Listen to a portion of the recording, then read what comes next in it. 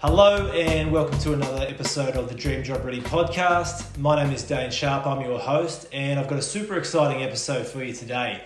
So I am in Kiama, New South Wales, Australia, sitting in the house of our guest. Our guest is Darren Daz Longbottom.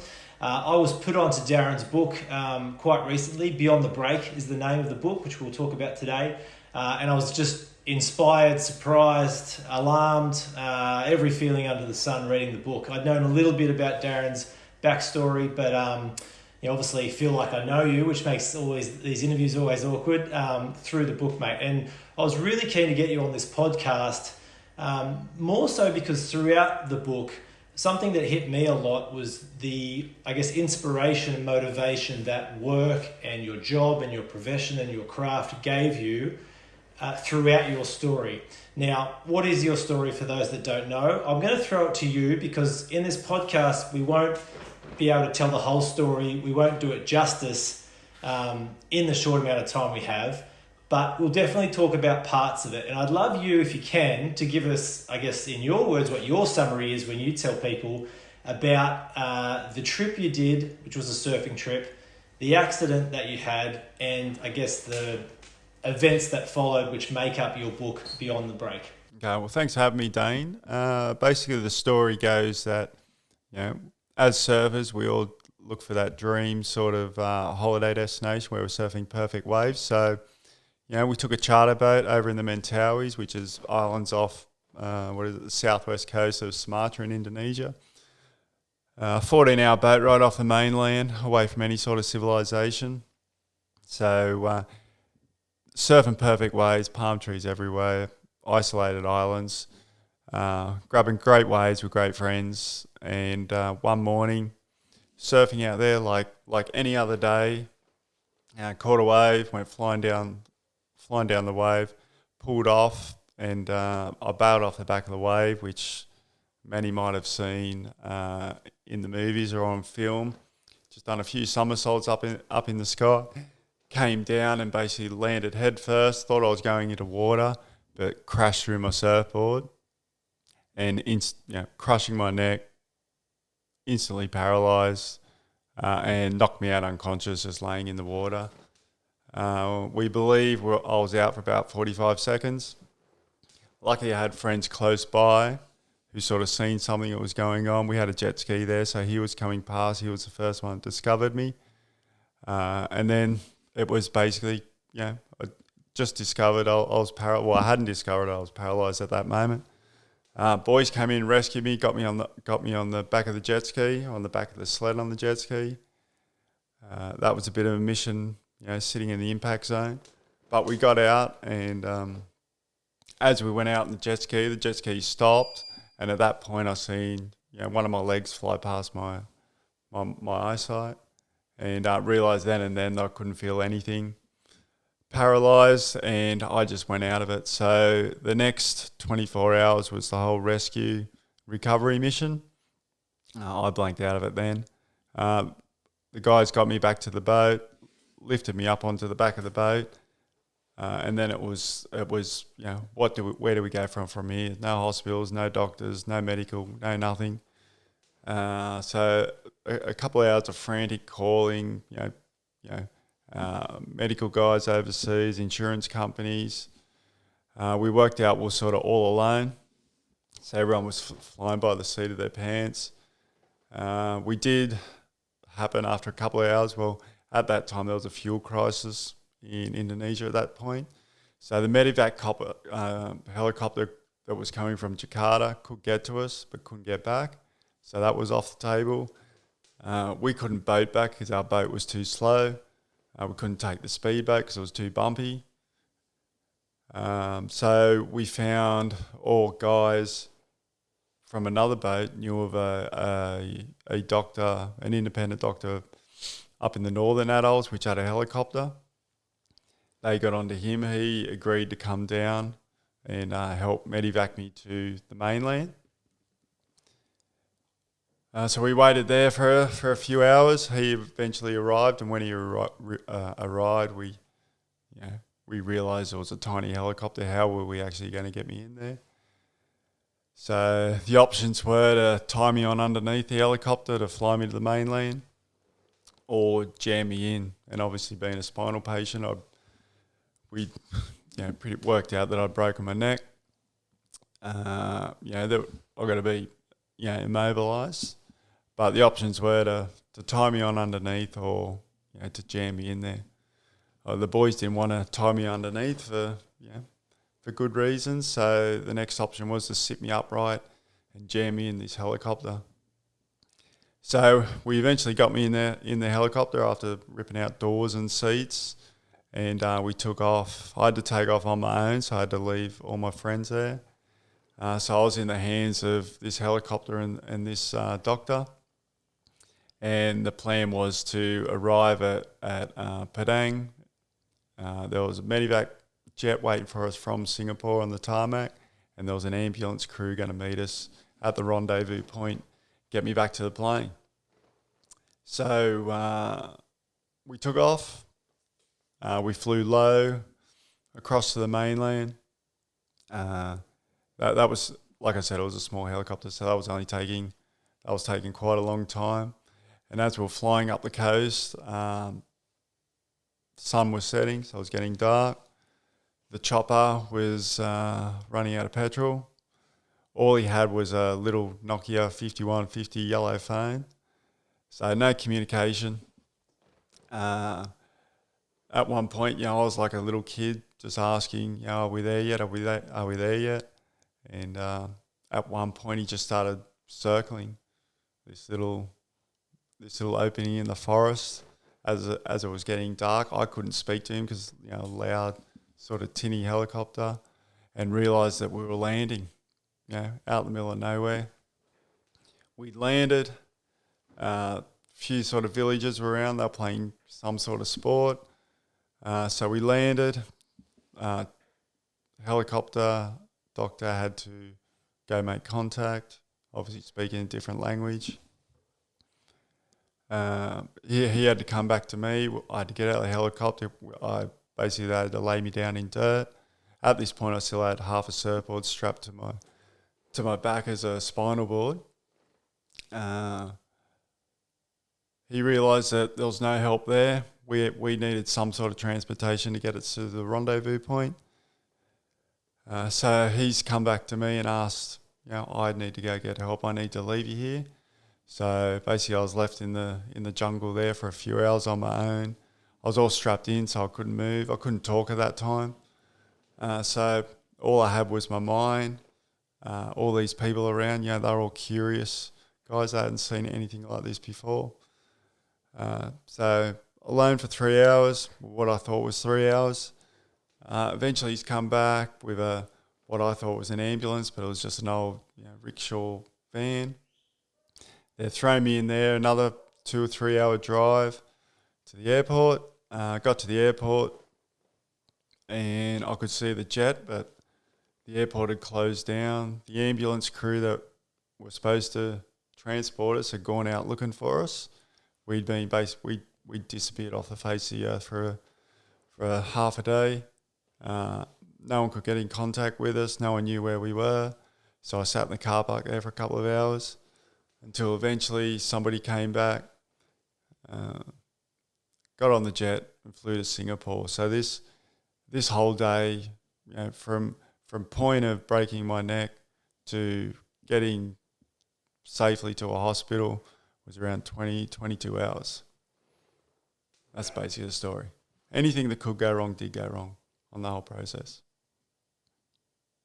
Mate, that's how it got explained to me when a friend of mine told me about your book. Was imagine being in the most remote place you can think of, and for those that are listening that aren't a surfer or haven't been to the Mentawais, in some respects, maybe think about Tom Hanks's Castaway movie, or just imagine one of those little islands you've seen on a picture. It's like that to some degree. So that was explained to me, was imagine being as remote as you can, and then everything you can think of, if you've got an imagination, going wrong.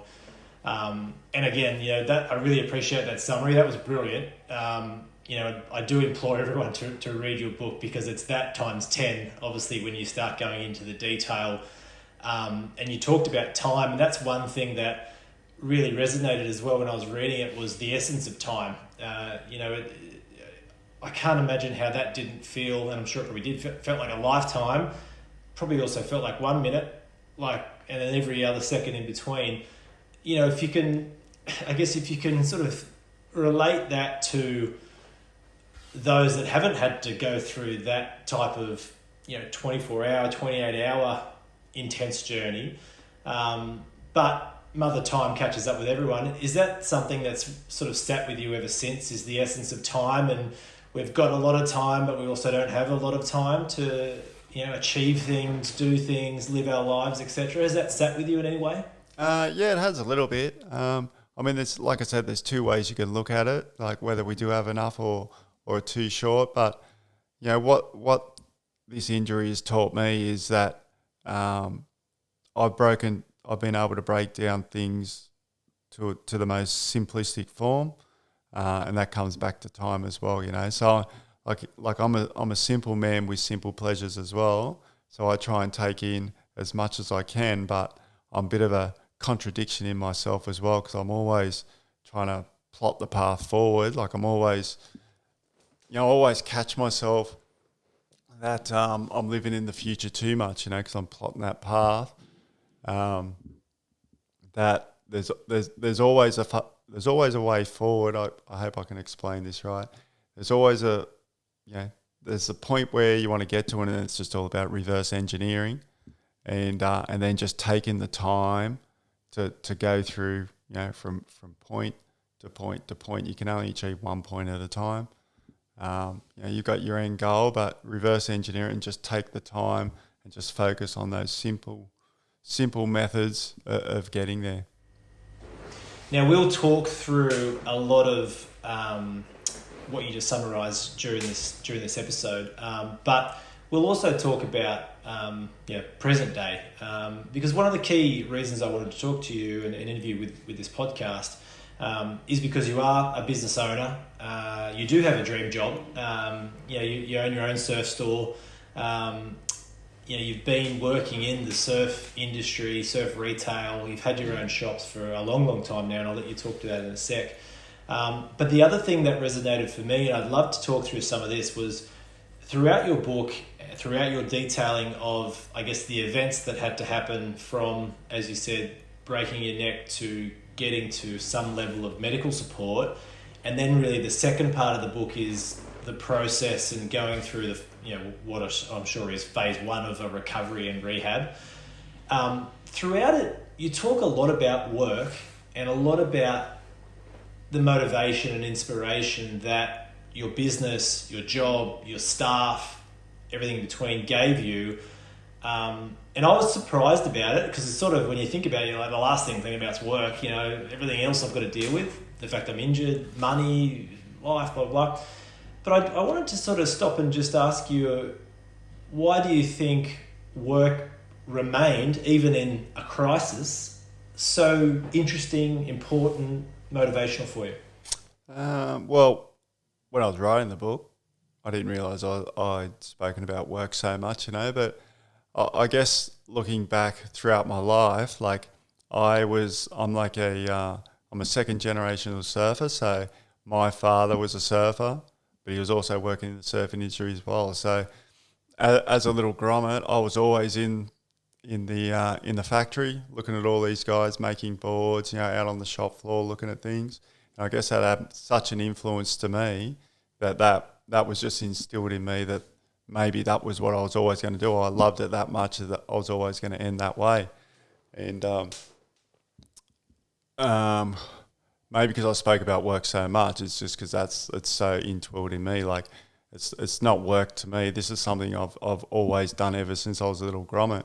And whether it's the people I've worked with, which I feel are my people, the people that walk into the store are still my people. I've supported my life through surfing, so I don't actually see it as work. It's just a part of me and how I function through life. Mate, that's a gold answer, and that's what I expected to hear an answer like that, because it's quite humbling, and I'm not surprised to hear you say that. After you wrote the book and probably read it back, you realised you talk about work a lot, and I think that hearing that even makes it, to me, really understand that it was real, like a lot of that stuff. And as you said, your work was more than just a job, like it is for a lot of us. It's part of our life. We spend so much time working and in jobs that if we hate it, it really matters. But if we love it and we enjoy it, and it is that quote unquote dream job, it's just a part of our life. It's part of our everyday. It's part of who we see, etc. So that's really awesome. I think there's something in that. I was really impressed by it.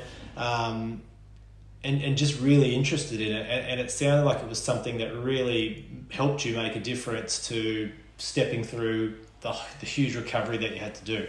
So what I'd love to do, if I can, is while I was listening to your book, even before I thought about getting in contact and setting this interview up, I actually took down a few notes of things that you really hit home on.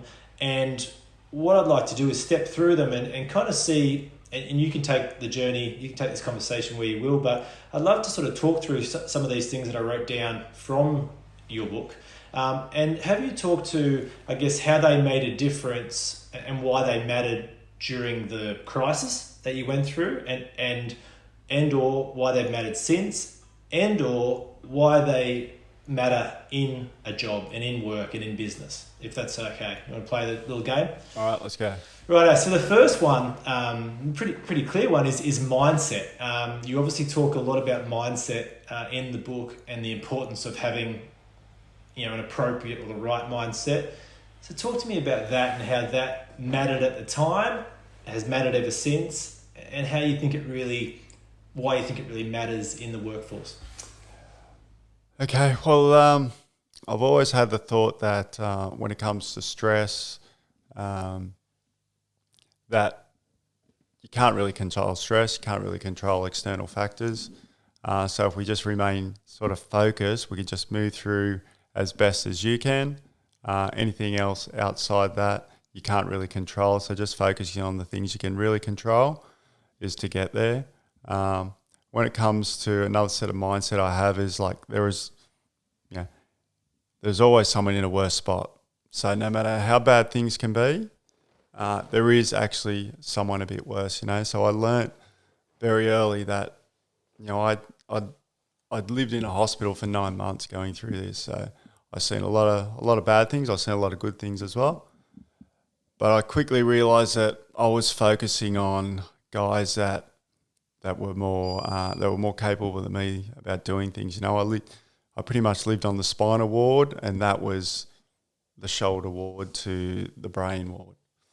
So I did see some ugly things, and I did find myself looking, as I said, at the paraplegics, so the guys that had all arm function, they had balance and stuff, and wished I could do what they did.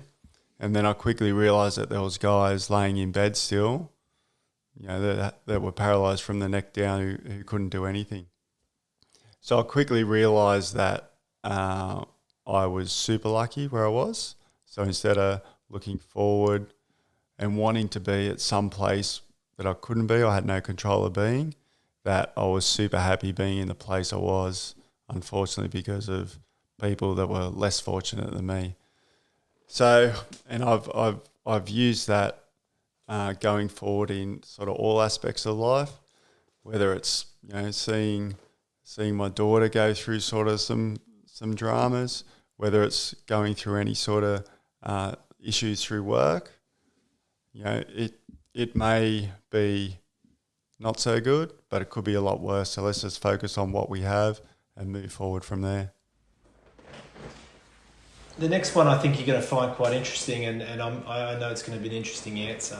And I might actually just get you to set this up, because you're a business owner. How long have you owned your retail stores for? I've owned it now for 16 years. Okay. And just for a bit of context, for those that are listening, you're obviously in a wheelchair, given your injury. Can you just define the injury that you... So I'm a C7 complete quadriplegic. So complete means that below my level of injury, which is pretty much straight line from my armpits. Armpits down, I don't feel a thing or I can't move a thing. It also affects. I'm pretty much paralysed from my elbows down to my fingers as well. So it means I can move my arms, but all my fingers are affected. So luckily I've had one operation in one arm where I've had tendon transfer, so I can get a grip in a hand. The fingers in the other hand don't function at all. So that's what they call a C7. So it's the level of my neck where I broke my neck. Quadriplegic. So let's be real, mate. Work's tough. Owning a business is hard for everybody under the sun. Let alone when you got to deal with these changes in your life. You talk a lot about calmness and patience, and it first comes up obviously during your journey getting off the boat into medical support. But if you can also talk to me about the patience and calmness that I'm sure you've had to have, and just every business owner has to have in their career. Well, I was forced to learn patience the hard way.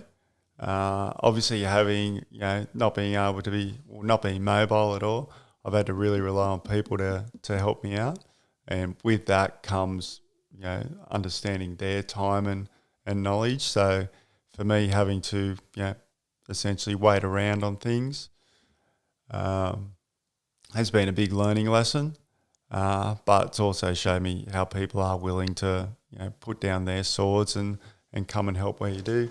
I've been super fortunate within my staff that have helped me around, just doing things. Like I've had to learn to, obviously with no fingers, I've had to learn on just doing things like just simple chores like computer work. I had to set up a little office in my rehab in the hospital room to help. At least I had to work out what I couldn't do and how I could help the business and how I'd be in the way. But I have been super fortunate that everyone's jumped in to help, and it's I'm still learning, going along this journey on what I can and can't do. The most frustrating thing is things that took 5 seconds before the injury are now taking like 5 minutes. So add them all on top of each other. It takes a day can get wiped off the schedule pretty quickly. But like I said, I enjoy learning. So every day is a learning curve for me. I'm still discovering what I can and can't do, or what accomplishments I can make. And that's what keeps me going. So it's all good.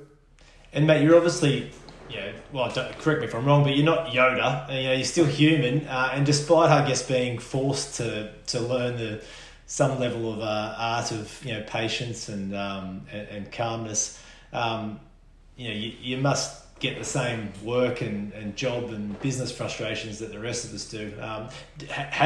Did that help? When you came back and I guess got back into working, did the journey that you went on into recovery and rehab and the injury, do you think that helped in the workplace, just from sort of the general business qualms that we deal with day to day? In terms of, if you wanted to boil my injury down into one word, it'd be frustration. So I've always been a super independent person, and that's why I always look at this as one big test for me, if you're spiritually or not, somebody's just sending me a test.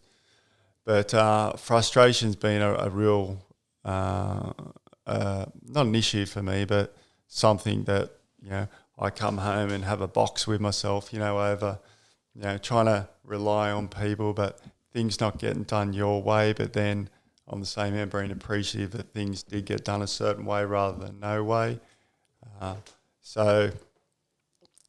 With frustration, it bleeds into patience there. So it's a hard one to bridge, because you are super frustrated every day, but over time you just learn the patience gets, just instills more and more patience in you. So again, it's just like a double-sided sword. It's like a tennis match. Frustration hits the ball, patience hits it back. I think that's a good insight for everybody. Now, this one isn't a one-worder like the last one. This is something I wrote down. You said it a couple of times. You don't believe in fate or karma. Shit just happens. Yeah. Well, yeah. I sort of believe, a lot of people like saying karma, everyone keeps telling me, God only gives us tests to people who can withstand it, and God has mysterious ways. But I think the world's just made up of hundreds of or billions, trillions, whatever, of random events.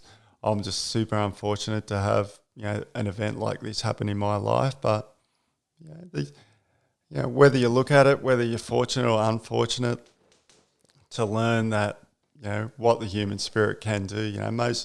Most people don't get the chance to test that flight sense in you. I have, and I've learnt that I've come out of this a lot stronger. I know myself a lot better now, all because of the injury. Without the injury, I would never know. And I think that probably steps us on to another one I wrote down, and you talked a little bit about this in the great summary that you gave us, was around perspective and I guess knowing, seeing, setting those small goals towards achievement. Let's stay away from the injury and the recovery, and more talk about your profession and running a business. Does that ring true every day, every week, every year for you? And I suppose in the year that we've had, year and a half now, being tested through COVID and everything that's thrown at us, is that something you're still preaching to yourself and to your staff and your business? Yeah, definitely. I think accomplishment is a super important thing for all of us. And we were only speaking about this the other day at the store, because it was this time 12 months ago when things started blowing up, and we look back. There was myself and my manager trying to set a path or a way forward, how we're going to plan through this, and we set little goals that we wanted to achieve while this sort of pandemic was happening, and we're only laughing about it, that we're sitting out the front plotting all these paths, and at each point where we hit the plot, we weren't high-fiving, but we're laughing about going, wow, we just done these. And even though they're small accomplishments, it was giving us a bit of self-worth, and it gave us that extra food or extra fuel to move across to the next one. So I think, and what I learned through my injury as well, that we just get so much fulfillment from each accomplishment we do make, but no matter how big or small it is. I think it's a great one, mate, and it's one that it gets forgotten so easily when you're in the thick of it, in your job, or especially if you're a manager and a leader. Sometimes you just forget to celebrate the wins, big, small, or indifferent. And we obviously, we want to succeed, so there's so much focus on the problems or improvements and optimizations, etc., that those accomplishments or achievements, as you mentioned, can fly by and are quickly forgotten, even though they shouldn't be. So that's a huge one. Bit of a transition, but one that I'd also like to sort of get a take from you on why this came up a couple of times in the book, and when you were going through the ordeal, if you want to call it that. I'm not actually sure what to call it, but the injury and the route to recovery. But also, I'd love to know what you think about this now. And this is, you talk a couple of things about, 100 things going on in your mind. And when you're talking about being in a random person's tiny helicopter that's running out of fuel in the middle of the Indonesian jungle, for sure, I got 1,000 things on my mind. Talk to me about that, and just relate it, if you can, to, it feels like that in business and in work sometimes as well, and how then you've learnt to prioritise as a leader and as a business owner over these years. Well, I guess that's a hard one, because as I said, there's a lot going on in everyone's head. Yep. And and then we need to get those thoughts to the lips to articulate it, to get crew to listen or follow the steps, and that's something I do. That's probably my weakest area, unfortunately, is articulating the right message to the staff, and that's where I've had to lean on people to help me out. But as you can see now, that is a struggle for me. But like I said, I'm a simple man, so I just put it out in simple words, and that's the best way I can describe it. Yeah, so communication. And maybe that steps us to another one that I wrote down was you talk about learning, practically. You reference learning on the job, and in the book you're talking a lot about learning to move from a bed to a wheelchair, learning to use a wheelchair. Obviously, all these things that prior to the injury you never had to worry about or think about, and unfortunately, like a lot of the listeners, you take for granted. So you talk a lot about in the book about just learning this stuff and how you push yourself to learn it by doing it, as opposed to, I guess, expecting it to happen or another stretch. Is that something you condone for, I guess, your employees and your staff, and you'd sort of condone for people progressing through their career? Is like, you just get out there and rip into it, get into it? Yeah, absolutely. I think all of my life I've just been somebody who's just, pulled the socks up and just got it done. I believe that in reality, there's things that happen in reality that just can't be written in textbooks. So we just need to all get out there and do it. The best way to learn is, like I said, through your mistakes. I don't think there's enough of it these days, and I through with my staff, I give them the jobs, and I allow them to make the mistakes so they can become better at that certain job. So I'm a big believer in practicalities. With my journey of living in a wheelchair, as I said before, I'm still learning things. Like falling out of my chair. Like I've fallen out of my chair a few times, and I've had to learn to, get back up on my chair. I've got no balance. I've got no strength, and I've got to get back into a chair that sits 2 foot high. So there's nothing that anybody can tell me or nothing I can read that'll get me back into there. So all it is try and try again and just learn from there. Yeah, I think that's a great advice, and and I think for you, by default, reading the book, your journey is motivating and inspiring. Like and it's certainly obviously not an intent of yours to do that, but just reading how you applied yourself to that road to recovery, and I guess working out how to use a wheelchair for the first time and onwards, etc. It was really humbling reading that. So again, I implore people to kind of really keep a key eye out for that in the book. Learning on the job, I think, is a great one. Now, I intentionally laid these out chronological because the other one you talk about a lot is the ability, or what you're saying is a gift to cut corners, think outside the box, and find efficiencies on the job. So you talk a lot about learning how to do stuff, but then you also talk about the skill you have of, as I said, thinking outside the box, cutting corners. Talk to me about that. Well, I won't say it's where it comes from almost being lazy by nature, but a lot of people like to talk about thinking outside the box. I like to think of it sometimes as looking inside the box, and whether we need to get, if we need to get from point A to D, whether B and C is necessary to get to those points. So, instead of plotting the path and going right around the corner, is it easy just apexing that corner and getting straight to there, and just really, weighing up whether those points are all necessary to getting to the point we're aiming towards, or on the other hand, looking totally way outside the box and looking for a total new route or route altogether. That's the fit. And mate, if I can jump from that to, I guess, what inspires you with your job, with your business. Why do you do what you do? And then I'll bring it back to that thinking outside the box and finding efficiencies. But why do you own a surf store? Why do you run your own business? What drives you with that? Well, I think as I said before, the independence by nature is a big thing. I've surfed ever since I can remember. I've surfed. Every job I've had has felt like an apprenticeship to exactly where I am at this point. I've worked through, I've built boards before. Well, I started off sweeping, shaping bays, and then progressed, to help manufacture boards. I've moved into sales, into marketing, back into manufacturing, into, buying, and now I'm running my own store. But I think I just get the joy from being my own man, being able to to be independent in my own way, where I can look after my family without the man hanging over my head.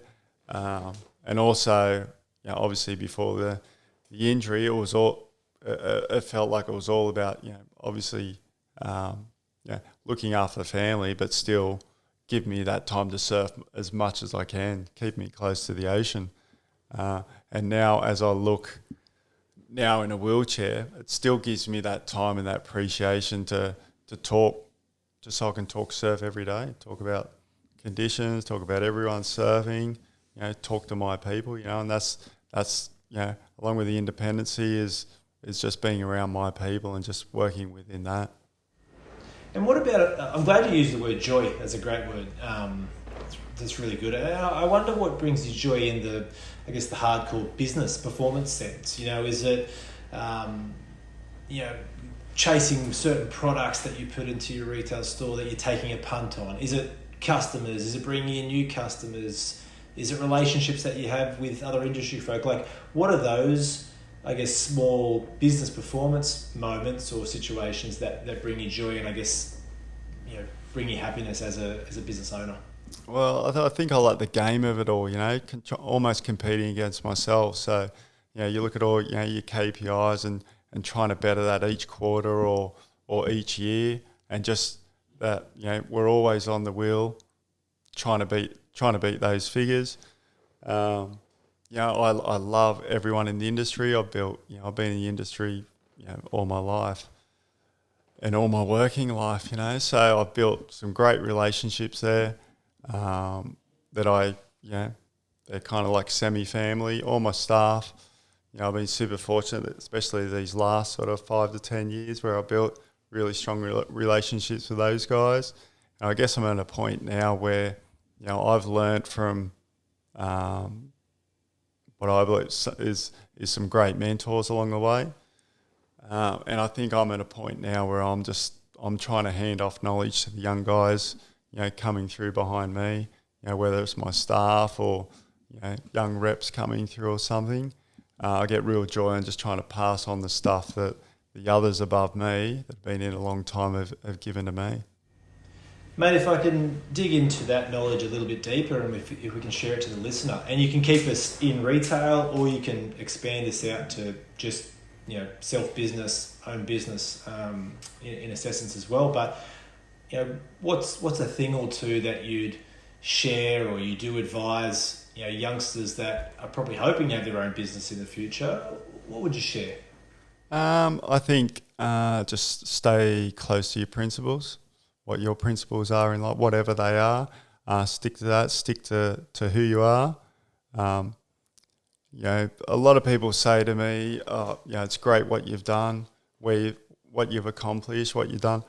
And when I look at myself, I just don't look at myself. I still think of me as that 15, 16-year-old kid, just, as I said, wanting to surf more, wanted just to hang out. I haven't got here through any sort of, it's just been human agency within myself, and, and just where I stayed close to my principles, I guess, that have actually got me to this point, So I would say stay strong. Like I said, stay close to your principles and just keep carrying on no matter, what strips get torn off you. Just if you fall down, just keep getting back up. Just keep getting back over and over, and you'll get there. There's a humbleness in that for sure, but you're right. And I think, everyone's going to get hit by setbacks, challenges, whatever word you want to call it, right? In their job, in their business, in their life. So that's awesome.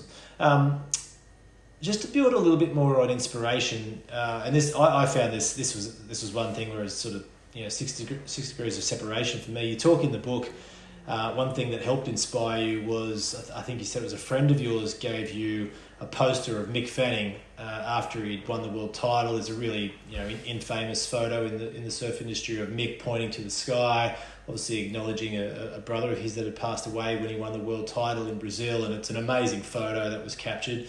A huge crowd carrying him, the euphoria that is winning anything, let alone a world title, first world title. I was in Brazil at the time. I used to work for Rip Curl. I was in Brazil, with Mick, hoping that he was going to win the world title so we could market and media that.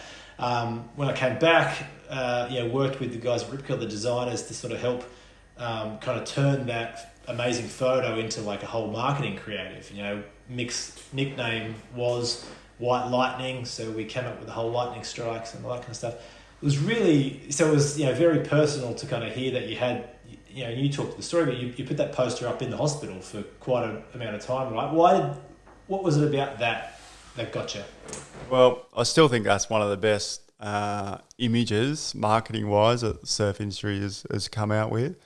But I had that image. It was actually the guys at Rip Curl in Singapore that I think Dane Sharp from over here organised. And they brought that image in. And as soon as I seen the image, I just thought that was exactly what I needed. I was laying in a hospital bed, flat on my back, had my family around. And I put this image up right above my bed or right above the door, which I was pretty much the only thing I could look at. And it was just that image. That's what I need. I exactly need that, like a lightning bolt, just to fire my body back up. So I just stared at that image for every second of every day, just imagining that's exactly what I needed. And obviously Mick's journey as well, that was a big part of it. He was severely injured and he came back. I've always loved the movies of the underdog, or the guy that was on the bottom and he got to the top. But the other thing that really inspired me during there, so I had Mick's photo there front and centre, but when was this? 2008. So this was just as Facebook was coming and MySpace there, but everyone was still faxing over messages, So everyone was sending me faxes from all around the place into this hospital in Singapore. They actually came and had to tell us to ask everyone to stop because it was jamming up their faxes. So I had a stack, a foot high of one-page sort of messages that we stuck all around the ICU ward, And that's what gave me the inspiration, was just life, like all the friends, obviously my family, my daughter's been a massive inspiration to me just to keep going. But also just all the family and friends and everyone who was like, jumped on my cape and was just wishing me along the way, So, it was just, I wish I had photos. I was just a mixed photos there and just the whole wall's blanketed in messages from everyone. And that's what keeps me going. It's just people, I guess, life in general. Mate, I think that's a brilliant way for us to close. And the human connection, regardless of the job or the work that we have to do, and hopefully the person listening has that dream job already, but if they're aspiring to get one, those little things, being open to people, being accepted, doing your networking when you need to, but staying socially connected to people. And there's all those things, like it's not what you know, it's who you know, like all those things ring true in business as well, right, a lot of the time. So I think that's a great one to end on. Obviously with your staff and the work connections you have through your business, it's critical to your success, and forever will be. So, mate, I really appreciate our time. This has been so awesome. Thanks for walking through some of those things. They jumped off the page at me when I was reading your book. I loved that when I looked at them, they related to not only, I guess, the mission that you had to endure with the injury and everything after that, but also, we're obviously critical to your success in business since then. So, Daz, I really appreciate it. Thanks, Dane. No problems.